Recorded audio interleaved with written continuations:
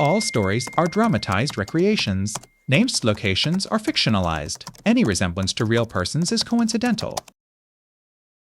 Amelia Baker. The crystal champagne flute felt cold and slippery in my hand, a stark contrast to the warm, humid air of the restaurant. Across the table, James smiled, but it didn't reach his eyes. It was our 10th anniversary dinner, and we were at La Mer, the place where we'd celebrated our engagement.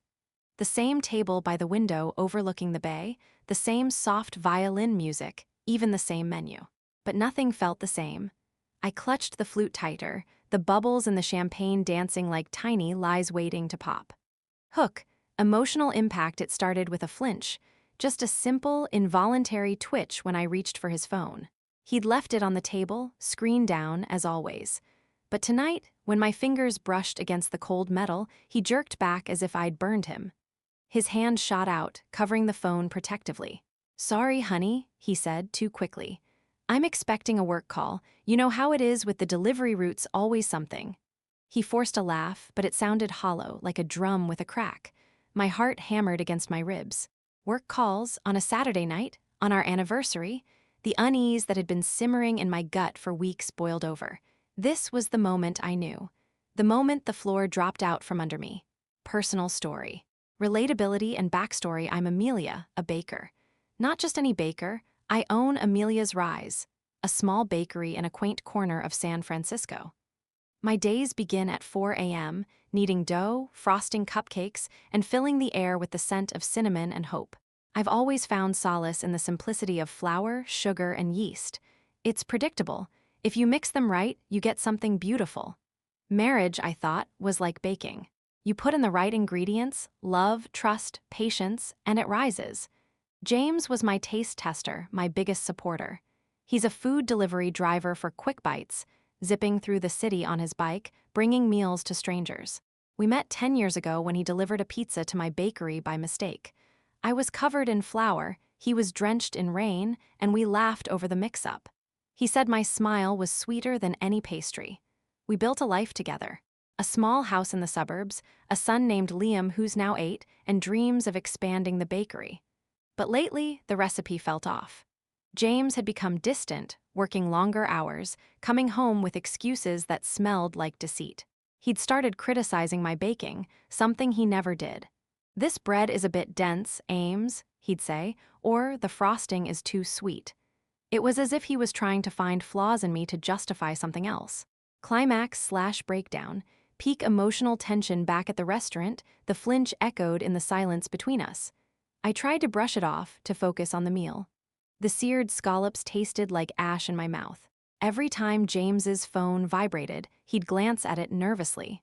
Finally, during dessert, a chocolate lava cake that I could have baked better, he excused himself to the restroom. He left his phone on the table. Unprotected. The screen lit up with a notification. Against every voice in my head screaming not to, I reached for it. My fingers trembled as I tapped the screen. It was locked, but the preview of the message was visible. "Can't wait to see you tomorrow, my love. XOXO. The sender was labeled Sarah. Sarah, my mind raced. Sarah was my best friend, the one who helped me plan this anniversary dinner. The one who'd been consoling me about James's distance. The betrayal hit me like a physical blow. I felt the room spin, the violin music turning into a dissonant screech. When James returned, I held up the phone, my voice shaking. "Who is Sarah, James?" His face paled. The confession tumbled out in ragged breaths. A 6-month affair with Sarah. It started innocently, he said, with her ordering food deliveries for her office. And then it became emotional, then physical.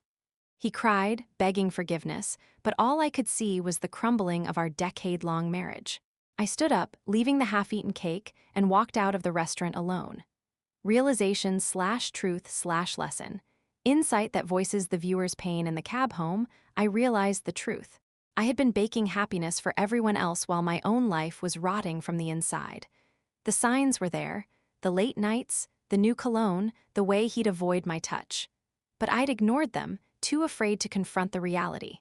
I thought if I kept the house clean, the bakery thriving, and Liam happy, everything would be fine. But trust, once broken, is like overworked dough, it never rises again. The lesson? You can't fix a relationship alone. It takes two to knead the dough, and if one hand is elsewhere, it all falls flat. Strong finale. Phrase that remains. I unlocked the door to our silent house, the scent of yesterday's bread still lingering in the air, and knew that nothing would ever be the same again. The key turned in the lock with a sound that seemed to echo through the entire empty house.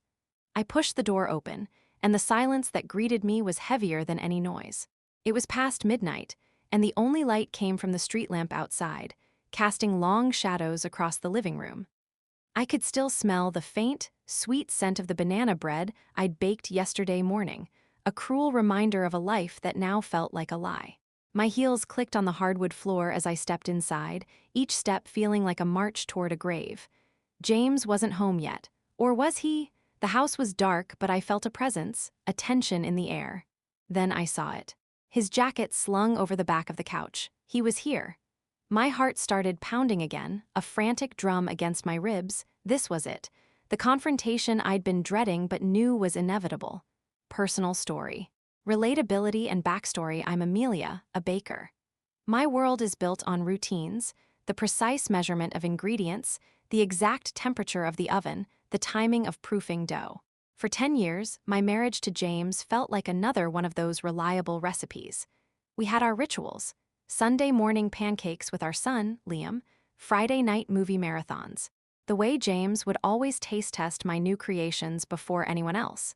He'd come home from his food delivery, roots smelling of the city, exhaust fumes and fast food, but he'd always wash up immediately, saying he didn't want to taint the bakery air. He was proud of me, of what I'd built. Amelia's Rise wasn't just a business, it was my dream, and he supported it fiercely. Even when he was tired from long hours, he'd help with cleaning or managing orders. We were a team, or so I thought. Lately, the routines had shifted. James started taking more late deliveries, coming home after Liam was already asleep. He'd be distant, staring at his phone during dinner, jumping when it buzzed. I'd chalked it up to stress. His job was demanding, and money was tight with the bakery expansion plans. But now, knowing the truth, every missed dinner, every evasive answer, every time he'd turn away from my kiss felt like a piece of a puzzle I'd been too blind to see. And Sarah, my best friend since college, the one who stood by me at our wedding, who held my hand when Liam was born, was at the center of it all. The betrayal was a double-edged sword, cutting deep into my heart and my trust. Climax/breakdown, peak emotional tension. I heard footsteps on the stairs. James appeared in the doorway, his face pale and drawn. He'd clearly been crying, his eyes were red-rimmed.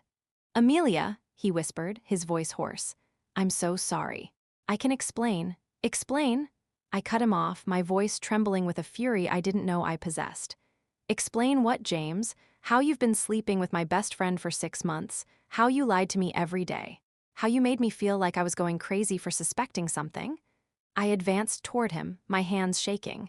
The emotional dam broke, and all the pain, anger, and humiliation poured out.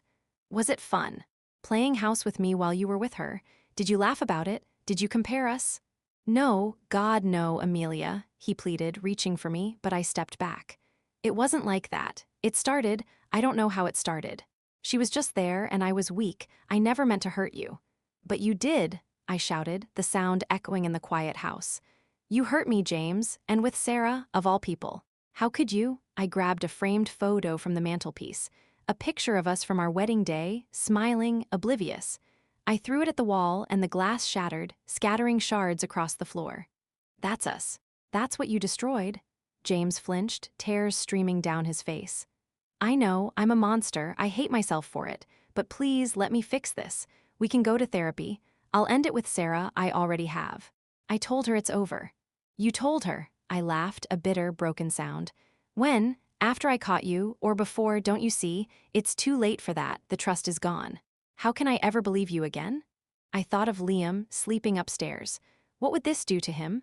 Our happy family was a facade, and now it was crumbling. I sank to the floor, amidst the broken glass, sobbing. James knelt beside me, trying to hold me, but I pushed him away. "Don't touch me," I hissed. "You've lost that right." Realization/truth/lesson. Insight that voices the viewer's pain in that moment. On the floor surrounded by the remnants of our wedding photo, I realized a painful truth. Love isn't enough to save a marriage. It takes work, honesty, and respect, and James had violated all of that. I had been so focused on being the perfect wife, the perfect mother, the perfect baker, that I'd ignored the cracks in our foundation. I'd baked away my doubts, frosting over the problems with sweetness and denial. But some things can't be fixed with sugar and flour. The realization hit me like a cold wave. I had to choose between fighting for a broken marriage or saving myself. And right then, saving myself felt like the only option. Strong finale. Phrase that remains. I looked up at James, his face a mask of regret, and said the words that would change everything. I want you to leave, tonight. The first morning after was the quietest of my life. I woke up at 4 a.m., my body still tuned to the bakery's clock, but the space beside me in bed was empty. Cold. I reached out, my hand brushing against the cold cotton of James's pillow, and the reality hit me all over again. He was gone.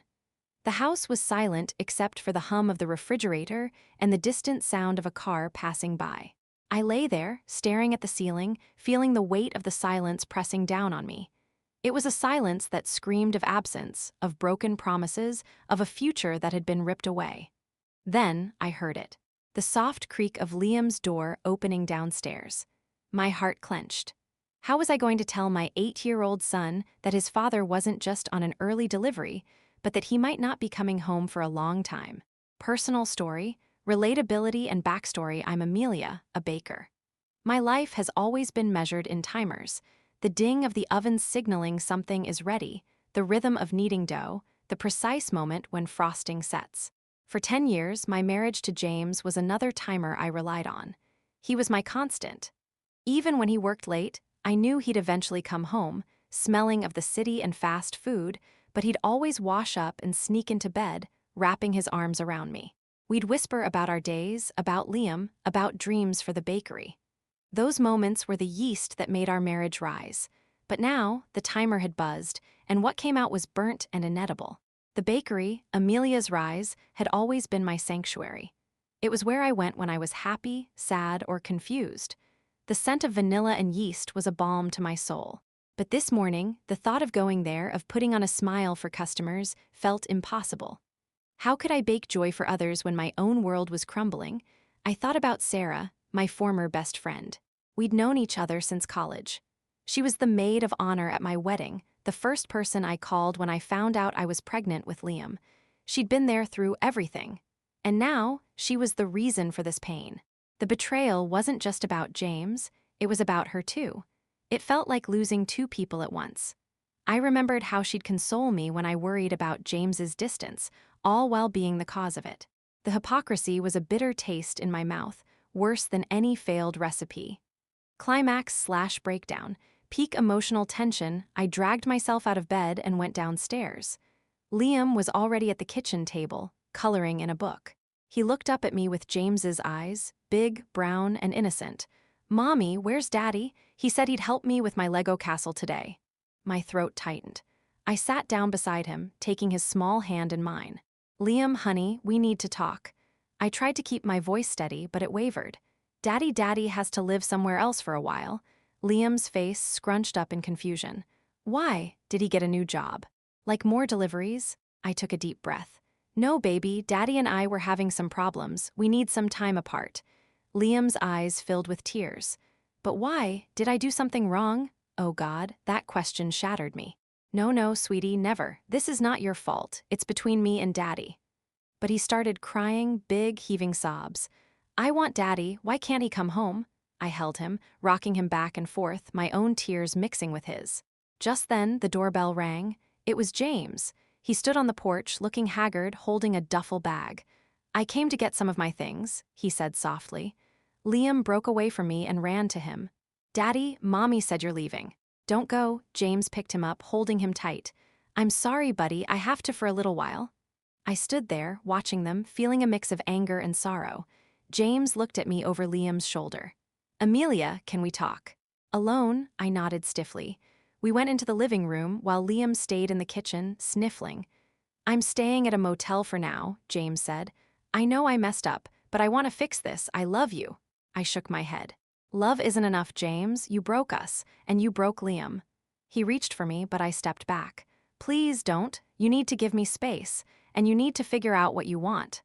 The conversation escalated into a heated argument. He accused me of not trying, of giving up too easily. I fired back about his betrayal. It was ugly, and Liam heard everything from the kitchen. He started crying louder, and I realized we were damaging him further. That was the breaking point, the moment I knew we had to stop, for Liam's sake. Realization/truth/lesson. Insight that voices the viewer's pain in the midst of that argument, with Liam's cries in the background. I realized a harsh truth.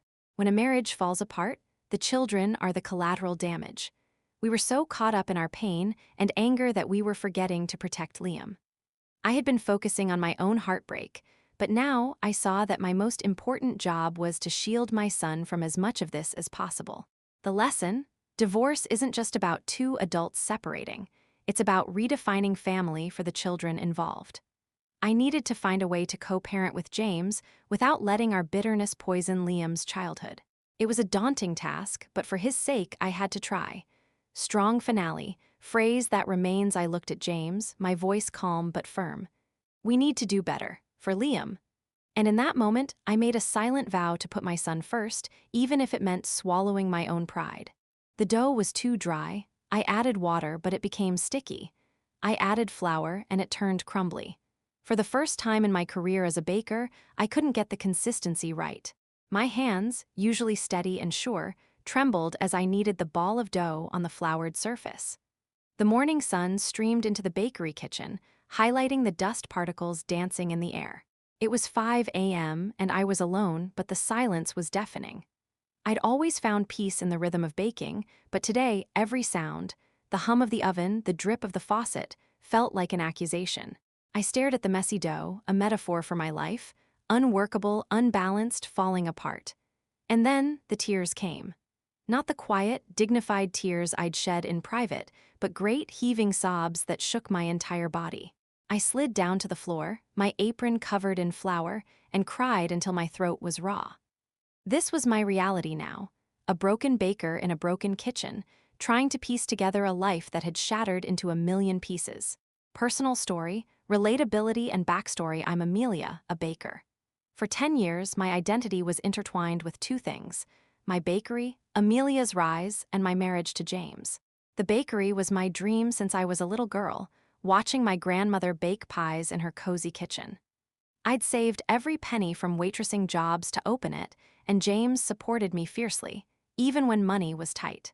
He'd built shelves, painted walls, and tasted every recipe until it was perfect. The bakery became a neighborhood staple, known for its warm atmosphere and delicious pastries. Regulars would come in daily, sharing stories over coffee and croissants. It was more than a business. It was a community hub, a place of joy. And I was the heart of it, the smiling baker who remembered everyone's orders. But now, the smile felt like a mask. How could I be the purveyor of happiness when my own life was in ruins? The affair with Sarah had not only broken my marriage, but also my sense of trust in everyone. Sarah had been a regular at the bakery too. She'd come in every Friday for a chocolate eclair and gossip. Now, the thought of her made me nauseous. I'd already lost 2 friends, James and Sarah, and I was terrified of losing more. Would people take sides? Would they pity me? Would they stop coming because the drama was too much? My livelihood was at stake, and so was my son's future. Liam was struggling. He'd been quiet since the confrontation, drawing pictures of our family with James crossed out. Every time I looked at him, my heart broke anew. I had to be strong for him, but how could I when I felt so weak? The bakery was my sanctuary, but now it felt like a prison, a place where I had to perform normalcy while dying inside. Climax/breakdown. Peak emotional tension, the bell above the bakery door jingled, and I hastily wiped my tears, standing up. It was Mrs. Gable, an elderly regular who came in every morning for a bran muffin and a chat. "Good morning, Amelia. You're here early," she said, her voice cheerful. I forced a smile. Just getting a head start on the day. But as I turned to get her muffin, I saw Sarah walking past the window. Our eyes met for a split second before she hurried away, but it was enough. The rage I'd been suppressing boiled over. Without thinking, I ran out the door, leaving Mrs. Gable confused. "Sarah," I shouted. She stopped, turning slowly. She looked guilty, her eyes downcast. Amelia, I'm so sorry. Sorry, I spat, my voice trembling. You're sorry. You were my best friend. How could you do this? People on the street were staring, but I didn't care. Sarah tried to speak, but I cut her off. You consoled me when I cried about James being distant, all while you were the reason. Did you enjoy it? Did you feel powerful? She started crying. It was a mistake. I never meant to hurt you. But you did, I screamed. You destroyed my family. Get out of here and don't ever come back to my bakery. I turned and stormed back inside, my whole body shaking. Mrs. Gable looked horrified. Amelia, is everything okay? I couldn't answer. I just handed her the muffin and said, on the house today. After she left, I collapsed against the counter, sobbing. The confrontation had left me drained. Later that day, James called. Amelia, we need to talk about Liam. I want to see him this weekend. I snapped. After what you did, you think you can just waltz in and play dad? We argued on the phone, his voice rising in frustration. I'm still his father, you can't keep him from me. I can if you're a toxic influence, I yelled. But then I remembered my vow to put Liam first. I took a deep breath. Fine, you can see him on Saturday. But we need rules. We agreed on a time, but the conversation left me feeling hollow. That evening, after closing the bakery, I went to the supermarket to get groceries for Liam. As I walked down the aisles, I saw James's favorite cereal, a sugary brand he loved but I always complained about. I picked up the box, and memories flooded me. Lazy Saturday mornings with him and Liam, laughing over breakfast. The pain was so acute I couldn't breathe. I stood there, in the middle of the aisle, holding the cereal box and crying openly. Strangers glanced at me, but no one said anything. It was my expression of grief, a public breakdown over something as simple as cereal.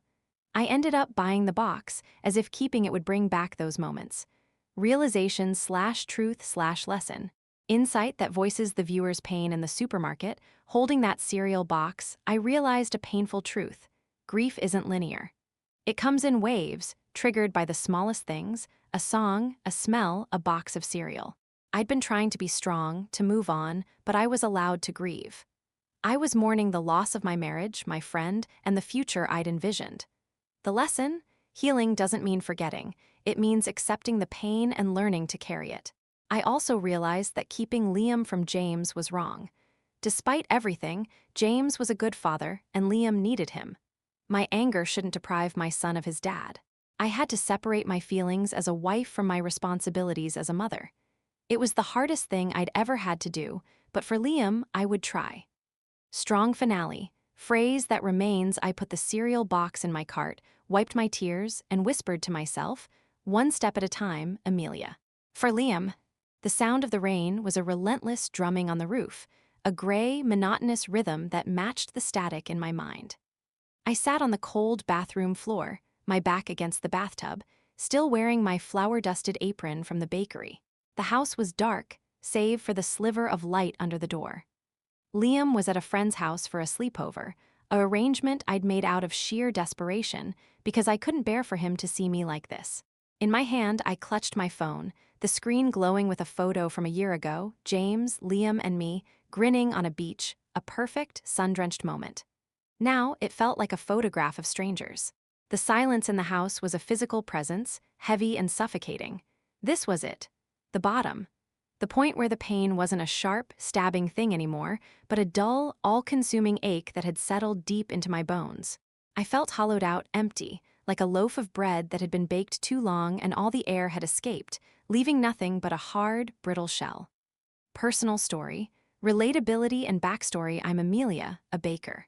My entire life has been about creating, taking raw, separate ingredients and transforming them into something whole, something that nourishes. For 10 years, I thought I had created a beautiful life. A family, a home, a successful business. But the foundation was rotten. The affair wasn't just a crack, it was an earthquake that reduced everything to rubble. The bakery, once my sanctuary, now felt like a stage where I performed a pantomime of happiness for my customers. I'd smile, I'd chat, I'd box up their pastries, all while screaming inside. The questions from well-meaning regulars were the worst. Where's James today? Haven't seen Sarah in a while? Each one was a tiny pinprick, a reminder of the dual betrayal. I'd give a vague answer and quickly change the subject. My interactions with James were strictly logistical, focused on Liam's schedule. He'd pick him up, and I'd stand at the door, my body rigid, refusing to let him step inside. He looked miserable, but a part of me felt a grim satisfaction. Good, he should feel miserable, but that satisfaction was always followed by a wave of guilt and sadness. I was becoming someone I didn't recognize, bitter, angry, and utterly lost. I'd stopped baking for pleasure. The recipes I'd created with love now felt tainted. I was just going through the motions, a ghost in my own life. Even Liam had noticed. "Mommy, you don't sing in the kitchen anymore," he'd said quietly one morning. That simple observation had shattered me. I'd lost my song. Climax/breakdown. Peak emotional tension sitting on the bathroom floor, the dam finally broke. It wasn't a graceful cry, it was a guttural, raw sob that tore from my throat. I curled into a ball, the cold tiles pressing against my cheek, and let it all out. The betrayal, the humiliation, the fear of the future. The loneliness that was so profound it felt like a physical illness. I cried for the woman I was, for the marriage I thought I had, for the friendship I'd lost, for the innocence my son had been robbed of. I cried until I had no tears left, until I was just lying there, spent and trembling. My phone buzzed on the floor beside me. It was a text from James. "How's Liam? Did he have fun at the sleepover? Can I FaceTime him tomorrow?" Something about that mundane, polite text sent me over the edge again. The normalcy of it was a cruel joke. I grabbed the phone, my fingers shaking, and I typed out a furious response. "Why do you care? You didn't care when you were destroying our family. You don't get to pretend to be the concerned dad now." I deleted it. I typed another, even angrier, deleted it. Finally, I just typed, "Fine," and threw the phone across the room. It hit the wall with a dull thud and landed on the bath mat, unharmed. I stared at it, expecting to feel something, victory, release, but I just felt emptier. This wasn't healing. This was just surviving, and barely. I thought about the pottery class sign-up form that had been sitting on my kitchen counter for a week, a whim I'd had after seeing a flyer at the community center. "Discover the clay within," it said. It felt silly, pointless. What was the point of shaping clay when I couldn't even shape my own life? But lying there on the floor, I realized I had a choice. I could stay here, in this cold, dark bathroom, and let the grief consume me, or I could try to stand up. The thought of standing felt as monumental as climbing a mountain. Realization/truth/lesson. Insight that voices the viewer's pain in the absolute silence that followed the storm of my tears. A truth dawned on me, clear and sharp. Rock bottom isn't a place you visit. It's a foundation you build upon. I had spent weeks trying to avoid this pain, to numb it with work, to mask it with anger, to outrun it with busyness. But it was always there, waiting for me in the quiet moments. I realized I had to stop fighting it. I had to let myself hit bottom, because only when you're there, with nowhere left to fall, can you finally look up and see the way out. The pain wasn't my enemy, it was a brutal, honest teacher. It was teaching me that I was still here. I was still breathing. And as long as I was breathing, I had the capacity to create something new, even if it started with something as simple as a lump of clay. The lesson was terrifying and liberating. I had to rebuild, not the life I had, but a new one, piece by piece, from the ground up. Strong finale. Phrase that remains. I pushed myself up from the floor, my legs shaky, and looked at my reflection in the mirror. My eyes were swollen, my face pale, but there was a flicker of something in my gaze. Not happiness, not yet, but a quiet, stubborn determination. I walked out of the bathroom, picked up the pottery class form from the counter, and filled it out. The first step wasn't a giant leap, it was just a signature on a page. But it was a start. The community center art room smelled of damp clay and old wood. A scent so different from the sweet, warm air of my bakery that it felt like stepping into another world. I stood frozen just inside the doorway, my fingers nervously clutching the strap of the tote bag, holding my brand new, unused pottery tools. The room was buzzing with the low hum of a dozen conversations and the gentle whir of pottery wheels. Everyone else seemed to know exactly what they were doing. They were leaning over their wheels, hands confidently shaping the spinning clay, laughing and chatting. I felt like an imposter. My hands, which could effortlessly braid challah bread or pipe intricate buttercream roses, felt clumsy and foreign at the thought of this new, unforgiving medium. Every instinct screamed at me to turn around, to go back to the safety of my kitchen, to the known quantities of flour and sugar. But the memory of the cold bathroom floor pushed me forward. This was my first step, and it felt like walking on broken glass. Personal story, relatability, and backstory. I'm Amelia, a baker. Control is my language.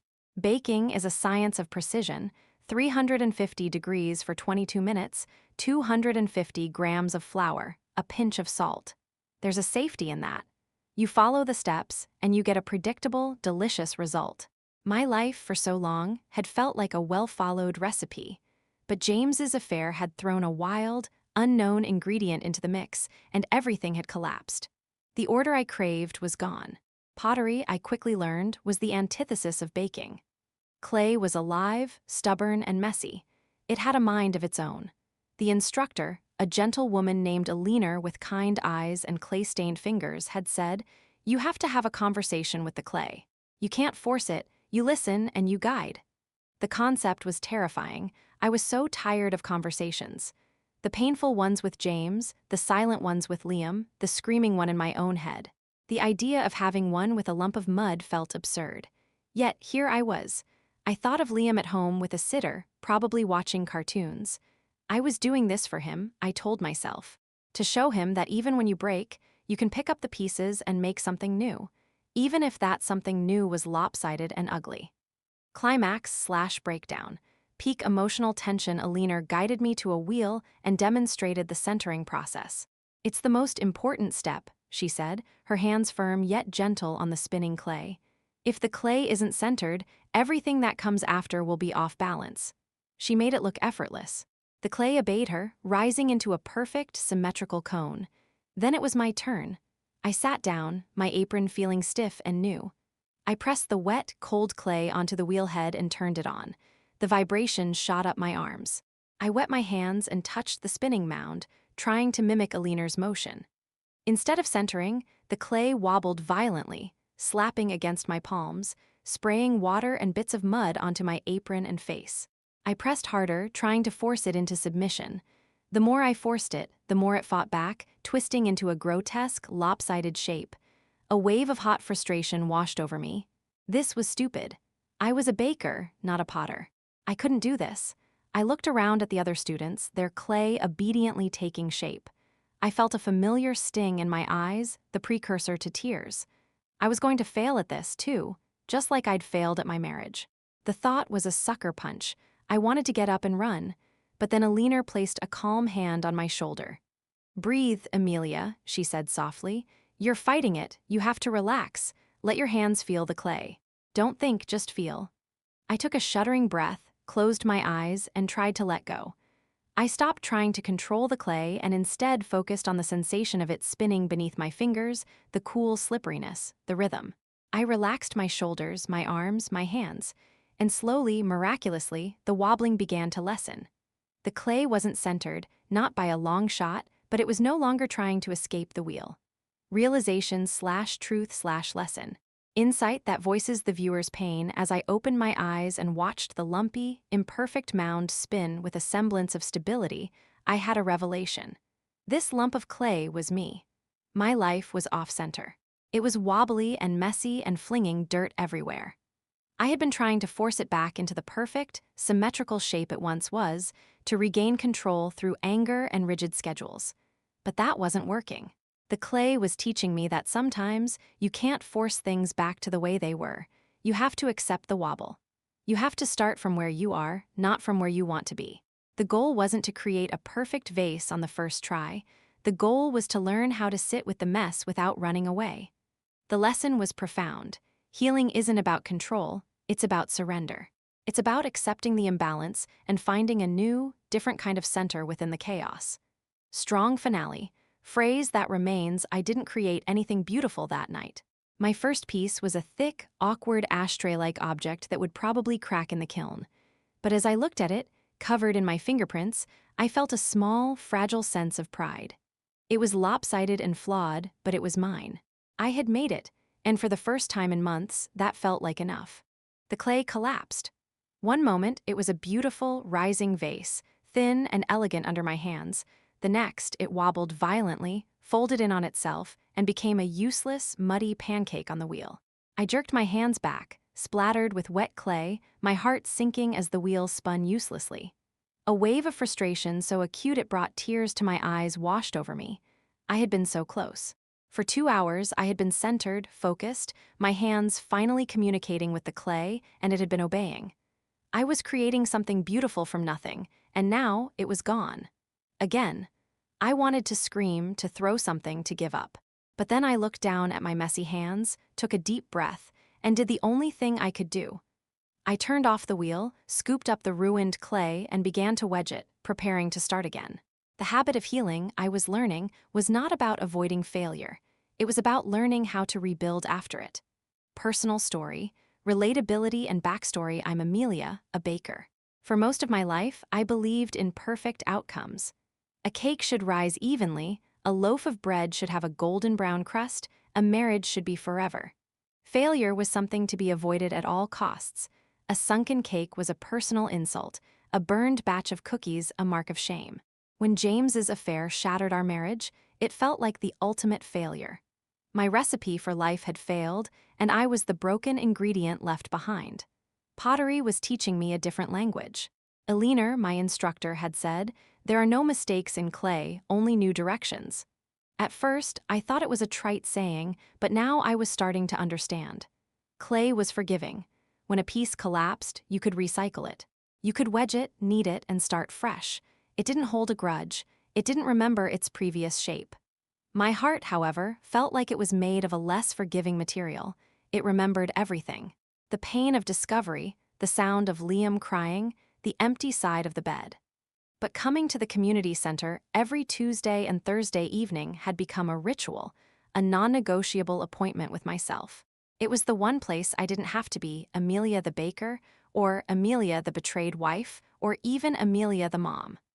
I was just Amelia, the woman with muddy hands trying to make a cup. My interactions with James had settled into a strained but functional routine. He'd pick up Liam on Fridays and bring him back Sundays. Our exchanges were brief, polite, and focused solely on our son. Does he have his allergy medication? He has a science project due. We were like two diplomats from warring nations, adhering to a strict ceasefire for the sake of the child caught in between. I could see the regret in his eyes, the desire to say more, but I kept my walls high. Trust was a piece of pottery that had shattered, and I wasn't sure if it could be glued back together. Climax/breakdown. Peak emotional tension. One Thursday evening, I was later than usual leaving the pottery class. I had finally managed to throw a set of 4 somewhat matching cups. They were thick-walled and a little crooked, but they were mine. I felt a small, fragile sense of accomplishment. As I loaded my precious, leather-hard creations into a box in the trunk of my car, my phone rang. It was James. My first instinct was annoyance. It was my time, my healing time. "Amelia," his voice was tense, urgent. "I'm at your house. Where are you? Liam's sick. He has a fever and he's asking for you." Panic shot through me. "I'm on my way. I'll be there in 10 minutes. I drove home faster than I should have, my heart pounding. I found James in Liam's room, sitting on the edge of the bed, holding a cool cloth to our son's forehead. Liam was pale, his eyes glassy with fever. The scene was so domestic, so familiar, that it felt like a punch to the gut. For a split second, it was as if the last few months had never happened. "Mommy," Liam whimpered, and I rushed to his side, taking the cloth from James. "I've got it," I said, my voice sharper than I intended. James stood up, looking helpless. "I tried to call earlier. The sitter said you were at a class." "I was," I said, not looking at him, focusing on Liam. "What class?" he asked, and I heard a note of curiosity in his voice.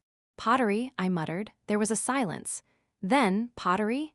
He sounded genuinely surprised. "Since when do you do pottery?" That did it. The frustration from the collapsed vase, the stress of seeing Liam sick, the sheer exhaustion of holding it all together, it all boiled over. I turned on him, my voice low but vibrating with anger. "Since my life fell apart, James, since I needed something to do that wasn't falling apart myself. Is that okay with you? Or do I need your permission to try and put myself back together?" Liam started crying softly, and I immediately felt guilty. James looked stricken. "Amelia, I didn't mean, I'm glad you're doing something for yourself." "Are you?" I shot back.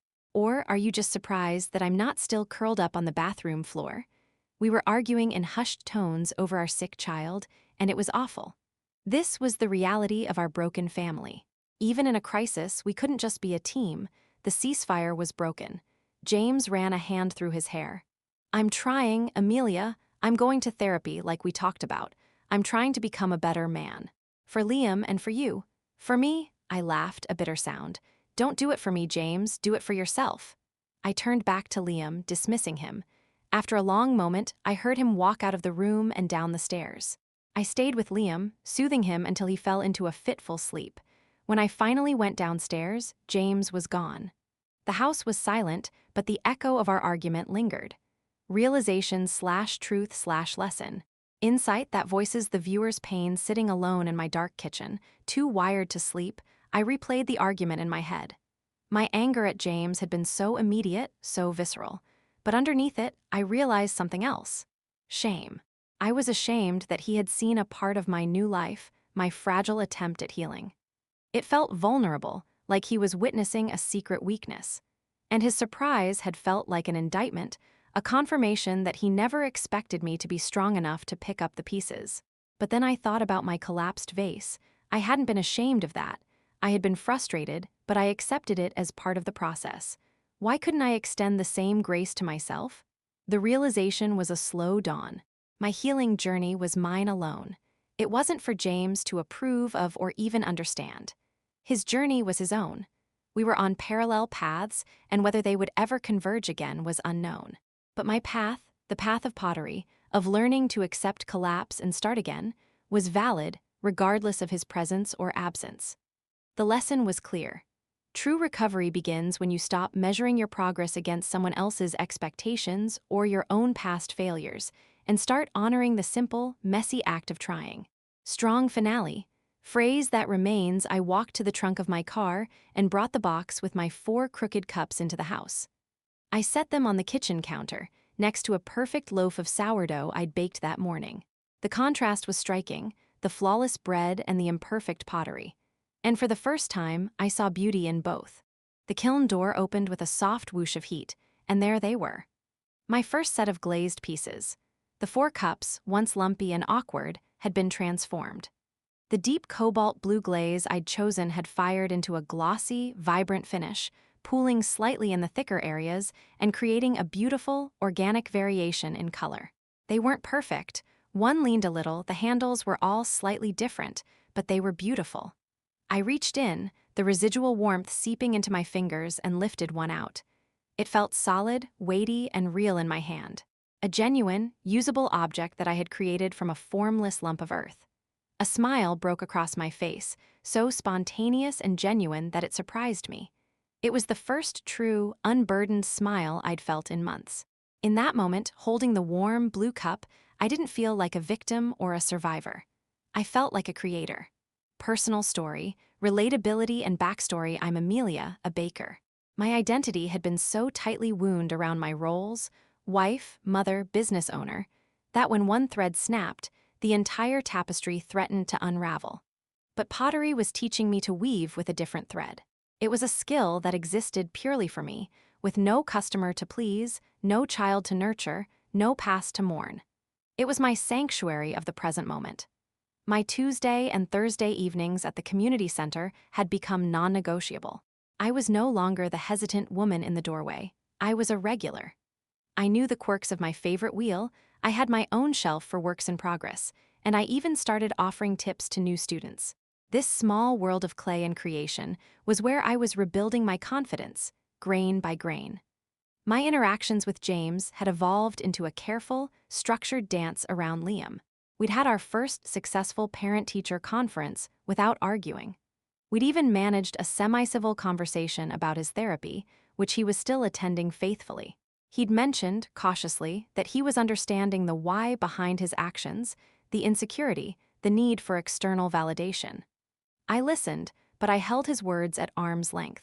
Understanding the why didn't erase the what. But it was a start. The bakery was thriving again, too. I'd introduced a new line of ugly but delicious pastries, slightly misshapen croissants and rustic tarts that sold out every day. People loved their authenticity. It was as if my customers were subconsciously embracing my own journey toward accepting beautiful imperfections. Climax/breakdown. Peak emotional tension. Alina, my pottery instructor, convinced me to enter two of my best pieces in a small, local art fair. "It's time, Amelia," she said, her eyes twinkling. "Let the world see what you've made." The idea terrified me. Putting my fragile, hard-won creations on display felt like standing naked in public, but I agreed. The day of the fair was bright and sunny. I set up my small table with a simple linen cloth, placing my cobalt blue cups and a small, gracefully curved vase on it. My heart pounded as people strolled by. Then, it happened.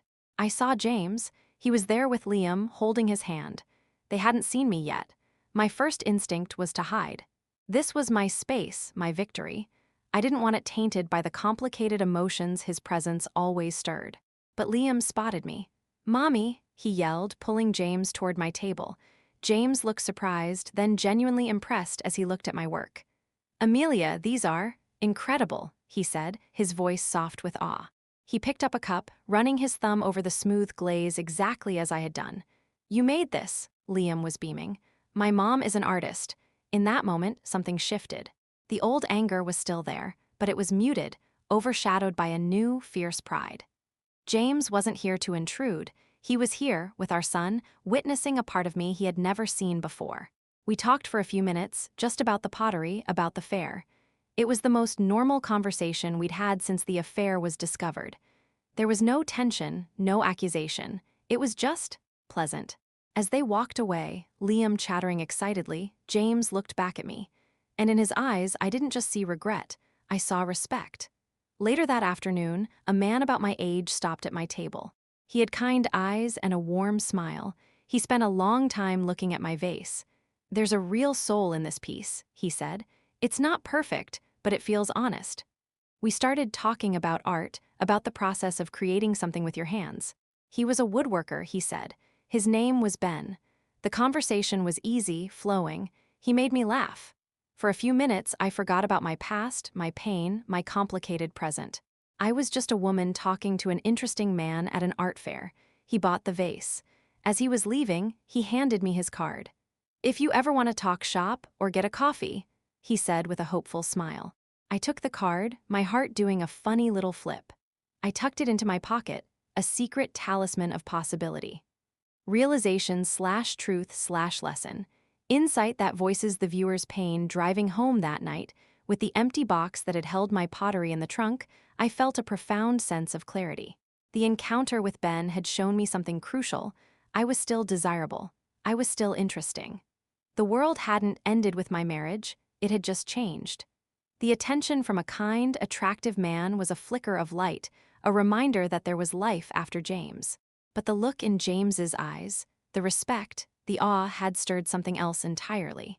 It wasn't about rekindling an old flame out of fear or habit. It was about the potential for a new dynamic, built not on who we were, but on who we were becoming. The lesson was this: healing doesn't always mean moving on to someone new. Sometimes, it means growing so much that you can see the person who hurt you in a new light, and in doing so, see a new path forward that you never knew existed. The future was no longer a terrifying void. It was a canvas of possibilities, and for the first time, I felt like I was holding the brush. Strong finale. Phrase that remains. I took Ben's card out of my pocket and looked at it under the streetlight. Then I put it back, not with a decision made, but with a quiet knowledge that the choice was finally, blessedly, mine to make. The first sip of coffee from my own handmade cup was a ritual that had come to define my new mornings. The ceramic was imperfect, a little heavy in the hand, but it fit my grip as if it had been molded to it. I was standing in my kitchen, watching the sunrise paint the sky in hues of orange and pink when my phone buzzed. It was a text from Ben, the woodworker. "Good morning, I'm building a new bookshelf today. Thinking about the curve of that vase I bought from you. Hope you have a great day." A genuine smile touched my lips. Then, another buzz, this one from James. "Liam's science fair is next Thursday at 6. I'd like to be there if that's okay with you. I can sit separately." The two messages, arriving side by side, felt like a physical manifestation of the fork in the road my life had become. One path was bright, new, and uncomplicated. The other was rocky, familiar, and fraught with history. For the first time, I didn't feel panic at the divergence. I felt a quiet, assessing calm. The choice was mine, and I was no longer afraid of making the wrong one. Personal story. Relatability and backstory. I'm Amelia, a baker. My life is still measured in timers, but now I have two sets, one for the bakery and one for the kiln at the community center. The two worlds, once separate, had begun to weave together. I'd started creating custom ceramic bread boards and cake stands for the bakery, and my customers loved them. They said the pieces had a soulful, authentic feel. I was no longer just the woman who'd been betrayed. I was becoming known as the Baker Potter. This new, compound identity was a suit of armor I had forged myself. My interactions with Ben were easy. We'd been on 2 casual dates, coffee, then a walk through a sculpture garden. He was kind, funny, and his passion for his craft mirrored my own. He asked thoughtful questions and listened to the answers. He represented a future that was straightforward, a chance to build something new on a fresh foundation without the baggage of broken promises. With James, everything was more complex. Our interactions were still primarily about Liam, but they were longer, often drifting into other territories. He'd started picking Liam up from the bakery instead of from the house, and sometimes he'd linger, watching me work. He'd comment on a new pastry or ask about a ceramic piece on display. He was trying, I could see that. The defensive, angry man from the early days of our separation was gone, replaced by someone quieter, more observant, more humble. He was in therapy, and it showed. He didn't make excuses anymore, he took accountability. He'd say things like, "I'm working on why I needed external validation," or, "I'm understanding how I abandoned myself, which made it easy to abandon you." It was disarming. Climax/breakdown. Peak emotional tension, the climax came on a rainy Tuesday evening. Liam was at a friend's house. I was at the community center, alone in the pottery studio after hours, glazing a new set of bowls. The door opened, and I expected it to be a leaner. Instead, it was James. He stood there, dripping wet, holding a small, carefully wrapped package. "Liam told me you'd be here," he said, his voice tentative. "I hope it's okay. I wanted to give you this." My guard went up immediately.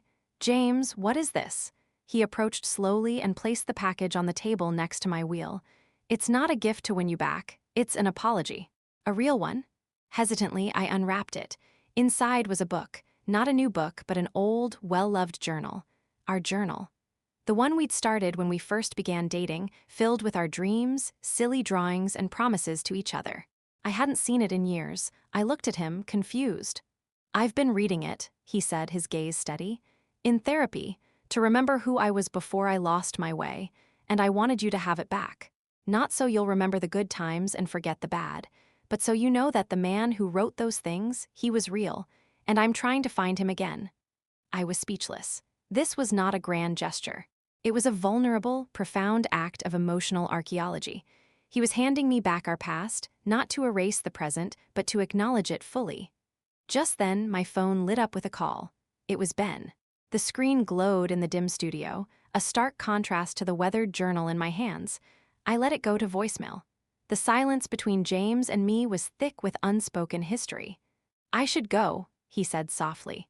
"I just wanted you to have that." He turned and walked out, leaving me alone with the journal and the ringing silence. I sank onto my stool, my mind racing. The easy, light path with Ben suddenly felt like a diversion, a way to avoid the deep, difficult work of facing what had happened with James. And James's gesture, it wasn't about getting me back. It was about him finding himself. And in doing so, he was showing me a depth of character I hadn't seen in him for a long time. Realization/truth/lesson. Insight that voices the viewer's pain sitting there in the quiet studio, the smell of clay and rain filling the air. I realized the most profound truth of my journey so far. The choice between a new partner and a reconciled marriage wasn't about which man was better. It was about which path allowed for the most authentic version of me to emerge. Ben represented a safe harbor, a chance to avoid the storm entirely. But James represented the storm itself, and I had already learned how to sail. I had proven to myself that I could survive the collapse, that I could rebuild from rubble. Reconciling with James wouldn't be a return to the old life. It would be the construction of a new one, built by the two people we had become in the aftermath. The lesson was terrifying and exhilarating. True love isn't about finding a perfect person, but about seeing an imperfect person perfectly clearly, yourself included, and choosing to build something beautiful with the broken pieces. Strong finale. Phrase that remains: I didn't call Ben back that night. Instead, I opened the old journal and read our youthful, hopeful words by the light of the kiln. I didn't see the past, I saw the raw material for a possible future. The therapist's office was quiet, save for the gentle hum of the air conditioner and the sound of my own heartbeat thudding in my ears. I sat in a comfortable armchair, a box of tissues on the small table beside me, and James sat in a similar chair a few feet away.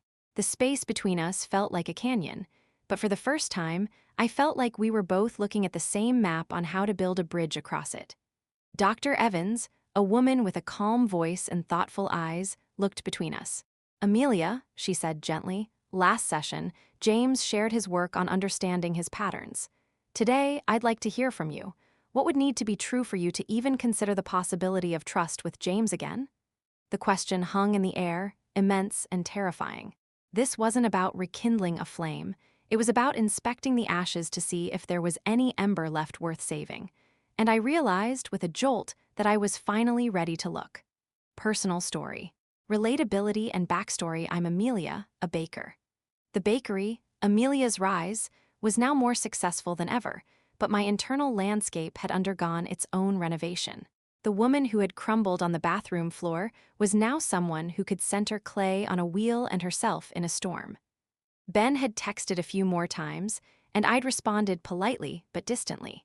I'd even gone on a third date with him, a lovely dinner where we talked about everything except the things that truly mattered. He was a good man, a safe harbor, but being with him felt like I was living a life meant for a different version of me. A version that hadn't been forged in the fire of betrayal and self-discovery. My sessions with James in couples therapy, which we'd started a month ago at his suggestion, were grueling. We didn't talk about the affair in salacious detail, thank God. Instead, we talked about the rot that had set in long before, the slow drift, the unspoken resentments, the way we had both stopped trying. I learned that my perfect wife routine had felt suffocating to him, like he was an accessory in my life rather than a partner. And he learned that his emotional withdrawal had felt like a desertion to me. We were speaking a new language, one of brutal, uncomfortable honesty. Meanwhile, the logistics of our lives were shifting. James's apartment lease was up, and the idea of him signing another one-year lease felt wrong. It felt like cementing our separation indefinitely. We'd started talking, tentatively, about the future in a way that wasn't just about Liam's schedule. We talked about the possibility of him moving back, but not into our old room. Into the guest room, a trial separation under the same roof. The idea was terrifying and exhilarating. Climax/breakdown. Peak emotional tension. The climax didn't happen in the therapist's office. It happened a week later in an empty house. Our real estate agent, a bubbly woman named Carol, had called me. "Amelia, I know you and James are figuring things out, but a house just came on the market that's perfect for you. It's a fixer-upper, but it has a detached garage with great light, could be a pottery studio." On a whim, I'd asked James to see it with me. We stood in the empty living room, sunlight streaming through dusty windows. The house was a mess: outdated wallpaper, scuffed floors, but it had good bones. And the garage, it was perfect. I could imagine my wheel by the window, my kiln safely installed in the corner. I turned to James and saw he wasn't looking at the peeling paint. He was looking at the space, the potential. "We could put a big farmhouse table right here," he said softly, pointing to the kitchen nook. "For family dinners." The word "we" hung in the air. Then he turned to me, his expression completely open and vulnerable. "Amelia, I don't want to just move back into our old house and pretend nothing happened. That house is full of ghosts. I want to build a new home with you, not the old one, a new one from the ground up." He took a step closer. "I am not asking you to forget. I am asking you to believe that I can be the man who helps you build this." He gestured around the empty space. "I am asking you to take the biggest risk of your life with me." And I promise you, I will spend the rest of my life making sure that risk was worth it. I started to cry, not tears of sadness, but of overwhelming emotion. This was it, the moment of choice. The safe, known path of divorce and a potential future with Ben was one option. The other was this: a leap of faith into a terrifying, uncertain, but potentially magnificent future with the man who had broken my heart, but was now offering me his, completely rebuilt. It wasn't a grand, romantic gesture. It was a practical, profound proposal to build a new life together, consciously and deliberately. Realization/truth/lesson. Insight that voices the viewer's pain in that dusty, sunlit room. I realized that reconciliation isn't about going back. It's about integration. It's about taking the lessons from the pain, the strength from the survival, and the wisdom from the healing, and using them to construct something entirely new. A relationship that has faced death and has a scar, but is stronger for it. Choosing James wasn't a weakness or a failure of my feminist ideals. It was the ultimate act of empowerment. It was me, from a place of strength and self-knowledge, looking at the man he had become and the woman I had become, and saying, "We are better now. What can we build together?" The lesson was clear. The strongest love is not the one that never falters, but the one that is chosen again every single day, with full awareness of the cost and the reward. Strong finale. Phrase that remains. I looked around the empty house, at the sunlight dancing on the dust motes, and then I looked at James, his eyes holding a hope so fragile it took my breath away. I didn't say yes, I didn't say no. I took his hand and said, "Show me the backyard." And in that simple act, we took our first step onto the new foundation. The scent of baking bread and wet clay is the smell of my new life. It's a cool, autumn Saturday morning, and sunlight streams through the large window of the renovated garage, now my official pottery studio. My hands are covered in a smooth, gray clay, rhythmically centering a new lump on the wheel. The motion is meditative, sure. In the main house, I can hear the faint sounds of James and Liam laughing, probably over a cartoon or a silly joke. There's no tension in the sound anymore, no undercurrent of pain. It's just a family. A different kind of family than the one we were before, but a real one. I look down at the spinning clay, and instead of seeing a struggle for control, I see a partnership. My hands guide, the clay responds. It's a dance. The phone on the shelf buzzes. It's a notification from the bakery, a large order for the weekend, and beneath it, a text from Ben from weeks ago, a friendly check-in I never responded to. I feel a pang of gratitude for his kindness, but no regret. I know, with a certainty that settles deep in my bones, that I am exactly where I am meant to be. Personal story. Relatability and backstory. I'm Amelia, a baker and a potter. The fixer-upper we bought is now a home. It's not perfect. There's still a closet door that sticks and a patch in the backyard where the grass refuses to grow, but it's ours. Ours in a way the old house never was. James moved into the guest room 8 months ago, and for 6 months, we lived like cautious roommates, co-parenting and rebuilding trust brick by brick. We continued therapy, sometimes together, sometimes separately. We learned to argue productively, to voice needs without accusation, to listen without preparing a defense. It was harder than any recipe I'd ever mastered. James kept his word. He didn't just move back in, he built. He built shelves for my pottery, a treehouse for Liam, and a new breakfast nook where we now have family meals. He also rebuilt his career, leaving the chaotic food delivery job to manage logistics for a local farm, a job that grounds him. The bakery has a new line, Clay and Crumb, featuring my pastries on my handmade plates. It's become our town's quirky little success story. People don't see the scandal anymore, they see a resilient family. Sarah is a ghost from another life. I heard she moved to another state. I feel nothing about it now, not anger, not sadness. It's a chapter that's closed. Climax/breakdown. Peak emotional tension. The climax of this new life wasn't a dramatic fight or a grand gesture. It was a quiet Tuesday evening 2 weeks ago. James was in the kitchen, washing dishes. I was sketching a new pottery design at the table. Liam was already asleep. The domesticity was so normal it was profound. James turned off the water, dried his hands, and came to sit beside me. He didn't speak for a long moment, just watched me draw. Then he said, "The lease on the guest room is up." My pencil stilled. We both knew what he meant. For 8 months, the guest room had been his space, a physical representation of the boundary between us. Letting that go was the final frontier. I looked at him, really looked. I saw the man who had delivered a pizza to my bakery a lifetime ago. I saw the man who had broken me. And I saw the man who had patiently, faithfully, helped me put the pieces back together into something stronger. "Where would you like to sleep?" I asked, my voice barely a whisper. He reached out and took my hand, his thumb tracing the clay stains that were now a permanent part of my skin. "With my wife," he said. "If she'll have me." That night, we didn't just share a bed again. We lay in the dark, talking for hours about our fears, our hopes for Liam, our dreams for this house. It was a conversation deeper and more intimate than any we'd had in the first 10 years of our marriage. The ghost of the affair was in the room, but it had no power over us anymore. We had stared at it, dissected it, and integrated its painful lesson into the fabric of who we were. The next morning, waking up with him beside me felt not like a return to the past, but like the first morning of our new life. Realization/truth/lesson.